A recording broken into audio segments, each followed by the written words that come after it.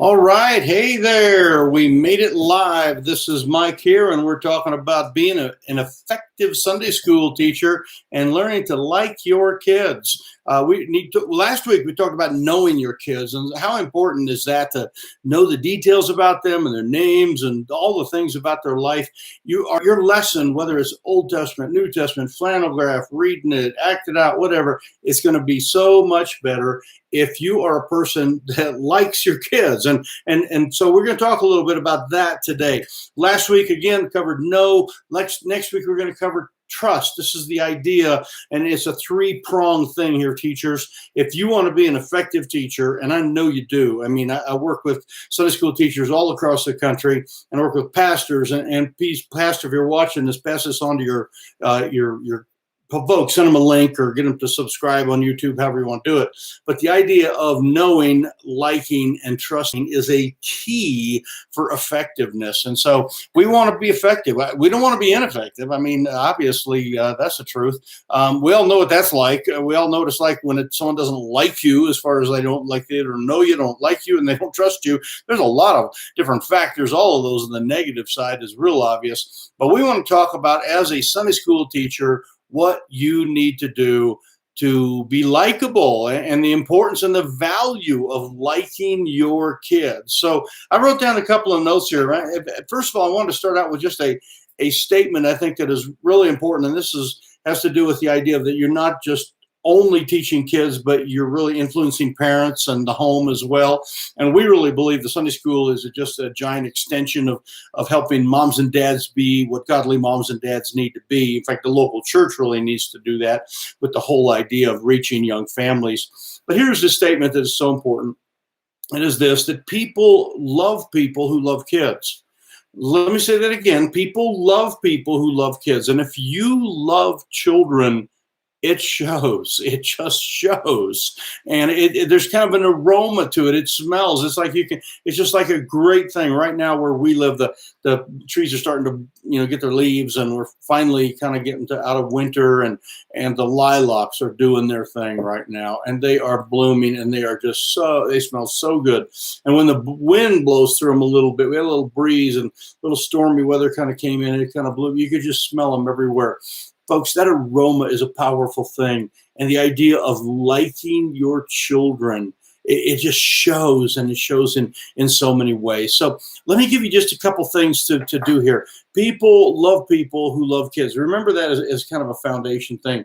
First of all, for a man to have friends, he must show himself friendly. We're familiar with that verse. And for a man to be likable, we need to show ourselves likable. I mean, we've got to, we want to be liked, okay? Now, let me say this, because I think there's always a little pushback on this. Our goal is not just to be liked. In other words, you could go there and just hand out $10 bills and Snicker bars and free car keys to new cars, and everybody would like you. Then we're not talking about, compromise or sin or bribery or that kind of stuff, but just the idea of being friendly and, like say, remembering people's names and being friendly to them and some of that. And I wrote down this thing that kindness is a biblical trait. In other words, we are supposed to be kind one to another.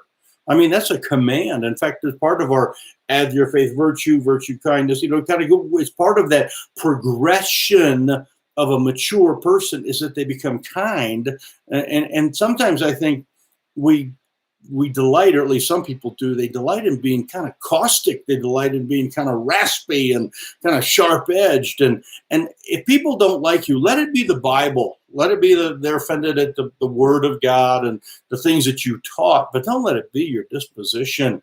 And if you're a teacher, there are many, many things that you can do to help the children to like you. In other words, when you first get there to a class, your Sunday school class, which is tomorrow, okay, and we're ready, you have your lesson done. And so, the whole idea of eye contact. And if you're just reading off of something and reading a script, that's not really the best. You can do better than that. And when you have eye contact and you're looking at the kids and looking them in the eye and you remember their names and some of that, that's a likable thing. When you are paying attention to them, you're listening to their conversation, you're nodding your head as they speak, and you ask questions, go back and forth. Make sure that you really are interactively teaching these kids, and again, giving them some good some good eye contact. That is a great way just to show kindness.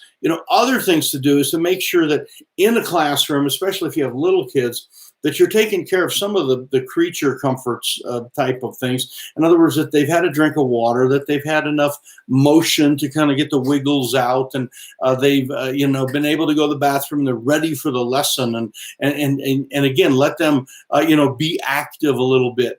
There's a very important truth I learned. Okay, and I'll share this with you. Children are comfortable when they're in motion. Okay, and I think that they're just always doing something. Children are comfortable when they're in motion. Now, adults, we're comfortable when we're not in motion. Okay, so there's a big difference, but they don't have to all sit perfectly still and straight. You can let them move around. In fact, you can hand things to them and let them pass them around. Great way just to kind of show the kindness of understanding their motion. You can have them stand up and sit down and do different things. You can have them come forward, but that is a way of showing. A good teacher will be kind and will be kind to the kids and not make them sit like little Indian super straight for 45 minutes. Now, one of the fallacies, and I think it's a fallacy, and I'll get a little pushback on this, I'm sure, and write this in the comments if you don't care for this idea. But lots of times we're trying to teach children how to sit still in church, okay? And again, adults are able to sit still and they're able to be comfortable when they're sitting still. It is uncomfortable for a child to sit still. And if we push that button a little bit too hard, especially you're looking at 3 and 4 and 5-year-olds, and you're making them sit up, don't move, put your feet together, and you're doing that nonstop all the way through a 30-minute lesson. You are not expressing kindness, okay, and you're not showing likeness. Now, there's a time for them to sit up straight, and you can do that, but remember, have some balance, and children are comfortable when they're most. Show some kindness and not some causticness. Another thing is to teach when you're not teaching. In other words, use the teach